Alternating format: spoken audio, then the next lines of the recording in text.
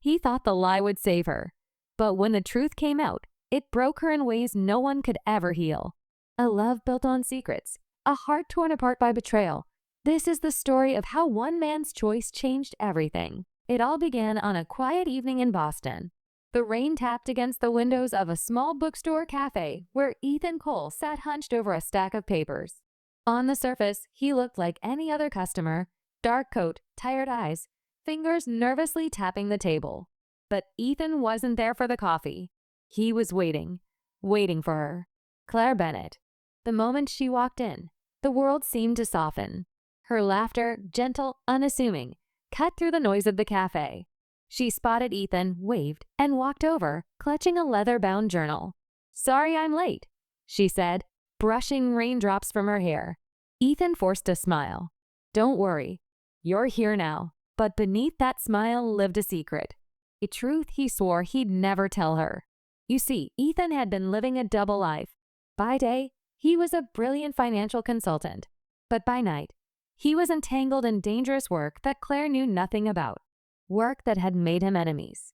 Enemies who would do anything to get to him, even if it meant using Claire. And so, to keep her safe, Ethan had told the biggest lie of his life. He pretended to be ordinary. The night went on, filled with soft conversation and easy laughter. Claire spoke about her dream of opening an art studio. Ethan nodded, encouraging her, but guilt twisted inside him with every word she spoke. He thought, if she knew who I really was, she'd never forgive me. But Ethan didn't realize that lies, no matter how noble, had consequences. Because in the shadows of that cafe, someone was watching them. A man in a dark jacket, eyes fixed on Claire. And that was the night the cracks began to form. Who was watching Claire, and why? The storm outside had passed, but for Ethan, the storm within only grew stronger. The man who had been watching Claire that night, the man in the dark jacket, was not a stranger. His name was Marcus Hale, a ghost from Ethan's past.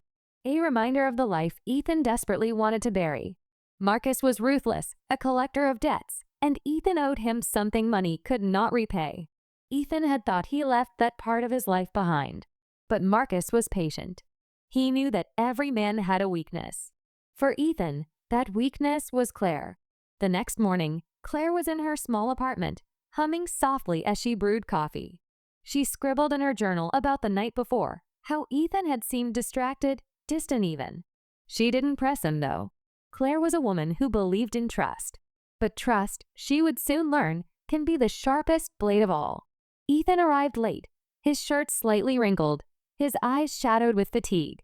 "Rough night," he muttered, sliding into the chair at her kitchen table. Claire poured him coffee and smiled. "You're always tired lately. Is work really that demanding?" Her question was innocent, but to Ethan, it pierced like a knife. He wanted to tell her everything, that Marcus was circling closer, that his lies were tightening into a noose. But instead, he smiled weakly and said, "Just deadlines.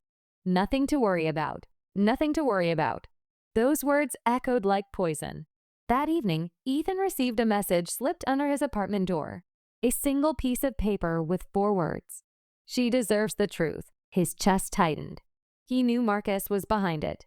He knew the game had begun. Meanwhile, Claire was planning something special. She had been saving money for weeks to surprise Ethan with a weekend getaway. Just the two of them, away from work, away from distractions. She hoped it might bring him peace. But as she made the booking online, she noticed something odd. When she typed in Ethan's full name, a result popped up that froze her in place. Ethan Cole, suspected of financial fraud 2 years ago. Investigation dropped due to lack of evidence. Her hand trembled over the mouse. She stared at the screen, her heart racing. Could it be the same Ethan? No, it had to be a mistake. She shook her head, closed the laptop, and whispered to herself, "Don't overthink. Trust him." But a seed of doubt had already been planted. Later that night, Ethan sat in his car outside Claire's apartment, his hand gripping the steering wheel so tightly his knuckles turned white. He had to make a choice. Tell her the truth, or keep lying to protect her. As he debated, his phone buzzed. A message. From Marcus. "If you don't tell her, I will." Ethan's breath caught. His world tilted. Marcus had found her. Inside, Claire was sketching by the window when she noticed a shadow move across the street. A man standing beneath the lamppost, looking up at her window. She stepped back, her pulse quickening. When Ethan knocked moments later, she rushed to the door. "You look pale," he said, concerned. "Someone was out there," she whispered, watching me. Ethan's blood ran cold. He forced a laugh. "Probably just a neighbor." "Don't worry." But inside, he knew. Marcus was sending a message. The walls of his lies were closing in. And soon, Claire would discover the truth he had fought so hard to hide. Marcus is closing in, and Claire begins to sense the cracks in Ethan's story. Suspense deepens. Claire woke up restless, her mind replaying the shadow she had seen outside her window. That man, the way he stood beneath the lamppost, it wasn't random. It felt intentional. Watching. Waiting. She wanted to confide in Ethan, but something in his eyes lately made her hesitate. He was present, yet distant. Loving, yet distracted. He held her close, but his heart seemed somewhere else. And then there was that article. Ethan Cole, suspected fraud. She hadn't forgotten. It whispered in her mind like a splinter. The following day, Claire decided to test him. "Ethan," she asked as they walked through the park, the autumn leaves crunching beneath their feet, "have you ever done something you regret? Something you wish you could erase?" He stopped, his jaw tightening. "Why do you ask?" "Just curious," she replied softly, forcing a smile. He looked away, the weight of secrets pressing against his chest. Finally, he answered, "Yes. But sometimes, the past isn't something you erase. It's something you bury." Claire's heart sank. His words felt like a confession, even though he hadn't told her anything specific. That night, Marcus made his move. Ethan returned to his apartment to find Marcus sitting in the dark, legs crossed, a smug grin on his face. "Hello, old friend." Ethan's fists clenched. "Stay away from her, Marcus." Marcus laughed. "Relax. I didn't touch your precious Claire, but she deserves to know what kind of man you really are. You don't know what you're talking about." "Oh, I do." Marcus leaned forward, his eyes gleaming. "You think lying protects her? When she finds out you betrayed her trust, when she learns you once stole for love, you think she'll stay?" Ethan's chest tightened. Marcus had spoken the words he feared most. The next evening, Claire decided to surprise Ethan at his apartment. She brought dinner in a basket, hoping to rekindle the warmth that seemed to be slipping away. But when she opened his door, he wasn't alone. Marcus was there. He stood by the window, smirking, while Ethan looked pale as death. "Claire," Ethan stammered. "This isn't what it looks like." Her hands trembled. "Then what is it?"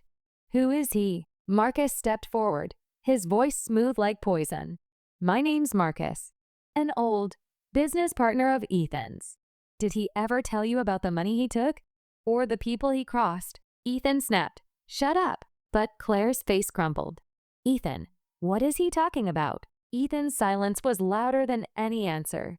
Tears filled Claire's eyes as she backed toward the door. "You lied to me," she whispered. "Claire, please," Ethan begged. "I did it to protect you. You don't understand." But she was already gone, running into the night, her heart breaking with every step.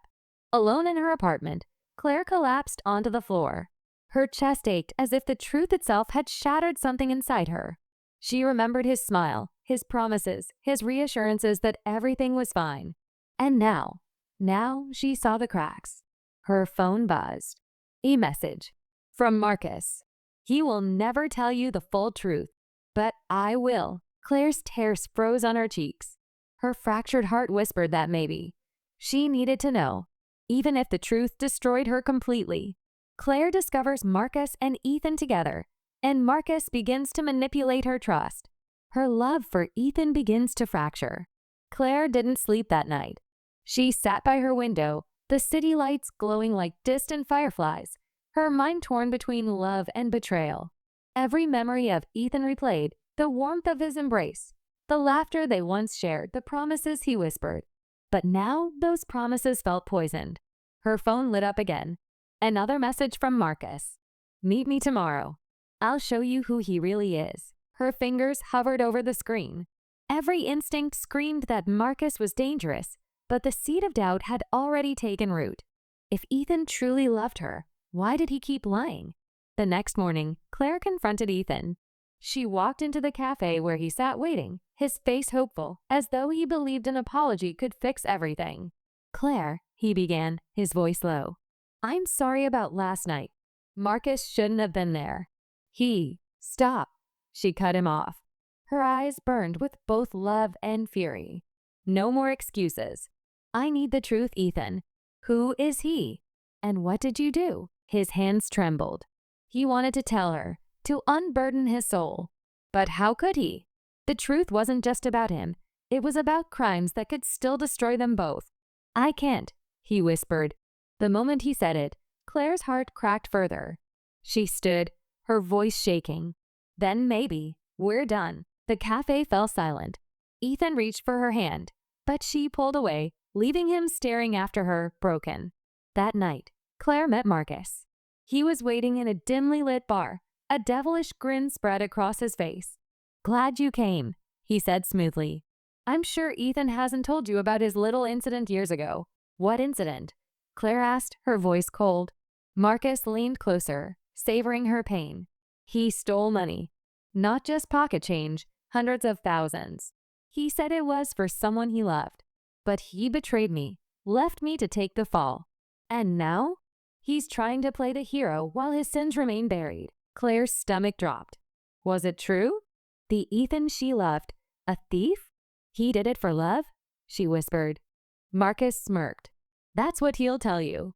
But people like Ethan always have excuses." Meanwhile, Ethan sat in his apartment, his head in his hands. He knew Marcus was twisting the story. Yes, he had stolen once, but not for greed. He had taken money from Marcus's dangerous operation to save someone from ruin. But how could he explain that to Claire without dragging her into a darkness she didn't deserve? His phone buzzed. A message. From Claire. "We need to talk. Tomorrow." No more lies. The following day, Claire arrived at Ethan's apartment. He opened the door, his eyes hollow, his body tired from nights of guilt. "Claire," he breathed. She looked at him, her heart torn. "Just tell me one thing, Ethan. Did you steal?" The silence stretched like a blade between them. Finally, he nodded. Yes. Her chest tightened, her breath shallow. "Why?" "For you," he whispered. "To protect you. To give you a future. Marcus wasn't the man you think he is. He was dangerous. I took money that wasn't clean and used it to pay off debts, to keep you safe from people who wanted blood." Tears filled Claire's eyes. "And you never trusted me enough to tell me?" "I wanted to spare you," he said, his voice cracking. "I thought I was protecting you. But in doing so, I only hurt you more." Claire stepped back, shaking her head. "You don't protect someone by lying to them, Ethan. You destroy them." Her words sliced through him like glass. Suddenly, there was a knock on the door. Ethan froze. He knew that knock. Marcus. The door creaked open, and Marcus stepped inside with a smug smile. Well, well, what a touching reunion. Claire turned, startled. "What are you doing here?" "I came," Marcus said, his eyes locking onto Ethan, "to finish what he started." Ethan moved in front of Claire protectively. "Leave her out of this." Marcus laughed darkly. "Too late. She's already in the middle of it." The tension in the room was unbearable, the air heavy with unspoken threats. Claire's heart pounded. She could feel the ground crumbling beneath her. And then Marcus pulled something from his jacket. "A gun." Claire gasped, stepping back in horror. Ethan's eyes blazed. "Marcus, don't." But Marcus only smirked, aiming the weapon steadily. "You took everything from me, Ethan. Now I'll take everything from you." Claire clutched Ethan's arm, fear tearing through her veins. This was it, the breaking point. The moment where lies, love, and betrayal would collide into a single, shattering truth. The night after Daniel's strange behavior, Emma couldn't sleep. Every time she closed her eyes, her mind replayed the crack in his voice when he said, "You don't need to worry about it." It wasn't the words themselves. It was the way he had said them. As if he was choking on something bigger, something that might drown them both if spoken aloud. By morning, Emma made up her mind. If Daniel wouldn't tell her the truth, she would find it herself. Emma brewed coffee, her hands trembling as she poured the steaming liquid into her favorite mug. The morning sunlight cut through their kitchen window, highlighting the family pictures on the fridge, her and Daniel at the beach, their goofy faces after a road trip, and that candid shot where Daniel kissed her cheek during a wedding reception. A normal couple. A happy couple.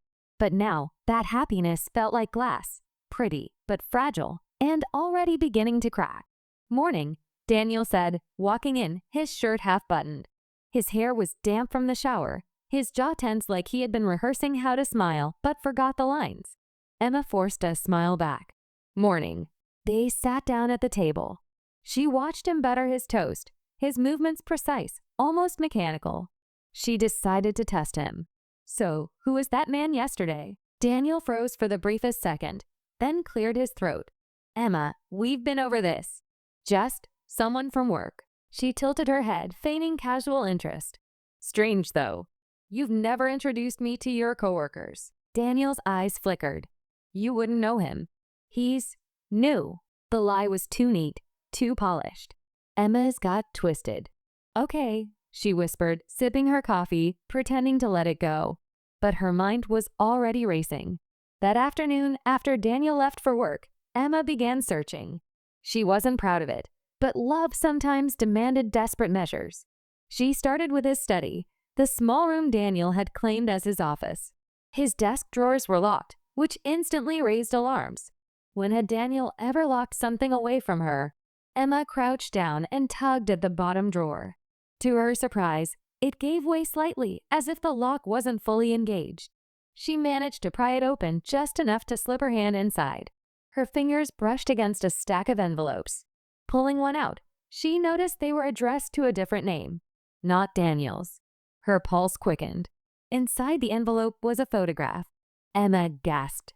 It was Daniel, 10 years younger, hair shorter, jaw sharper, but undeniably him. He stood beside a woman Emma didn't recognize. The woman was holding a child, no older than 3, and Daniel's arm was wrapped protectively around them both. Emma's heart slammed against her ribs. Her breath came in short, uneven gasps. Who was this woman? Who was this child? And why did Daniel have this hidden?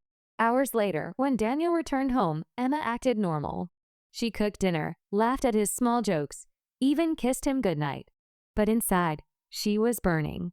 That night, after Daniel fell asleep, Emma sat by the window, clutching the photograph. The streetlights outside cast long shadows, and in those shadows, Emma felt a truth pressing against her chest, demanding to be spoken.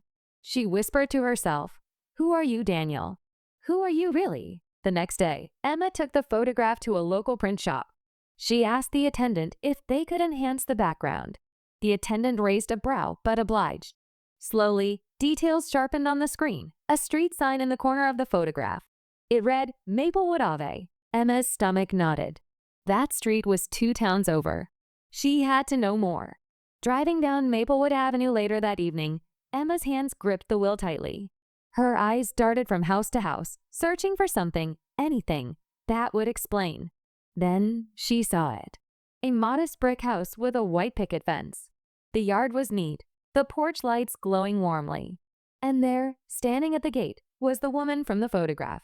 Older now, but unmistakable. Beside her, holding her hand, was the same child, now a teenager. Emma's heart nearly stopped. The boy's eyes were Daniel's. Emma pulled over, tears blurring her vision. She wanted to scream, to demand answers right then and there. But instead, she sat frozen in her car, gripping the steering wheel so tightly her knuckles turned white. The world had shifted beneath her feet. Daniel wasn't just lying about some coworker. He was lying about an entire life. That night, when Daniel came home, Emma studied him differently. His smile, his laugh, the way he kissed her forehead, everything felt staged, rehearsed, like a man performing in a play where he had 2 roles to juggle. Emma lay in bed beside him, her heart pounding with unspoken questions. And when Daniel whispered, "I love you," before drifting to sleep, Emma stared at the ceiling, holding the photograph close. For the first time in years, she didn't whisper it back. As Daniel slept peacefully, Emma made a silent vow. Tomorrow, she would confront him. But deep inside, she already knew, whatever truth Daniel had buried, it wasn't just going to hurt her.